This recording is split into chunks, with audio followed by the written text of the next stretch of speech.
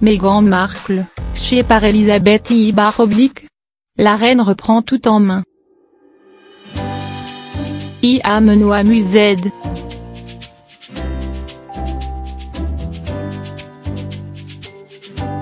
Traduire, cela ne m'amuse guère.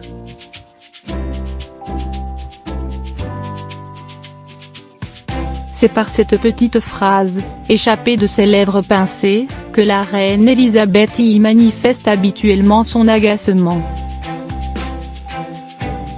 Pas besoin de taper du poing ganté sur la table ou de donner un coup de sac au récalcitrant. Ses 65 années de règne, sa capacité à surmonter les soubresauts de l'histoire, comme les tragédies familiales, suffisent à faire autorité. Oui, sa très honorable majesté en a maté des plus coriaces que Meghan Markle, dont les caprices, les manières expéditives, le déménagement à Frogmore House, bombe à retardement sur le cheesecake, des relations tendues avec Kate Middleton auront fait tourner les rotatives de la presse britannique, ces dernières semaines. La discorde entre les deux duchesses aurait atteint un tel point, que Kate et William s'apprêtaient à passer Noël chez les Middleton, comme l'a récemment suggéré le frère de la duchesse de Cambridge. En nous, ça suffit.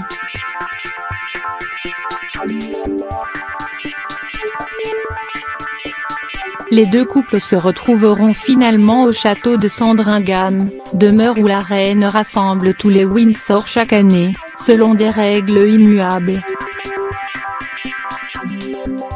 C'est en tout cas ce que le Daily Mail assure, ce lundi 3 décembre.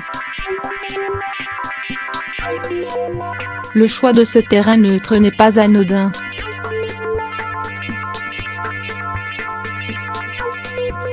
L'an passé, bien qu'étonné par la rapidité avec laquelle le prince Harry souhaitait s'engager avec Meghan Markle, les époux de Cambridge s'étaient laissés convaincre d'inviter les futurs mariés à Amey Hall, leur manoir du Norfolk, afin de faire plus ample connaissance avec Meghan.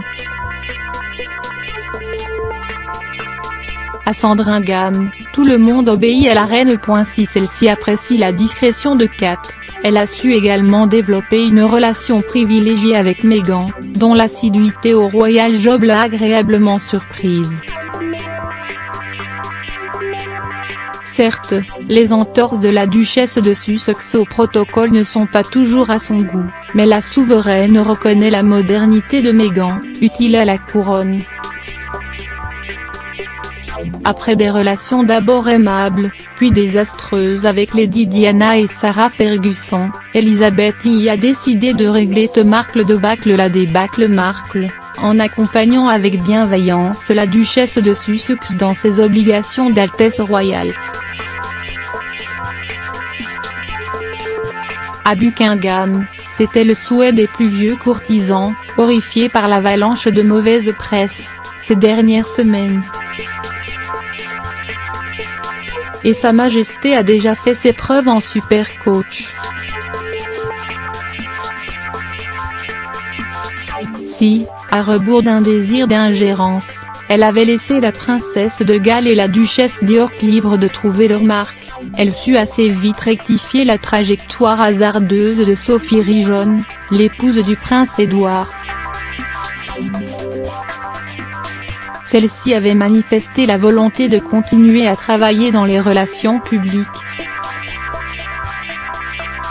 Jusqu'à ce qu'un journaliste, déguisé en client, lui fasse parler de la reine et de Kingdom en des termes peu élogieux.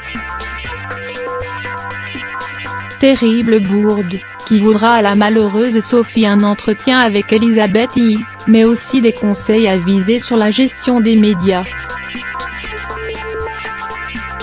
Depuis, l'épouse du prince Édouard, un temps comparée à Lady Diana, s'est imposée comme l'un des membres de la famille royale les plus engagés au service de la couronne. Allez, Meghan, on reprend tout à zéro et…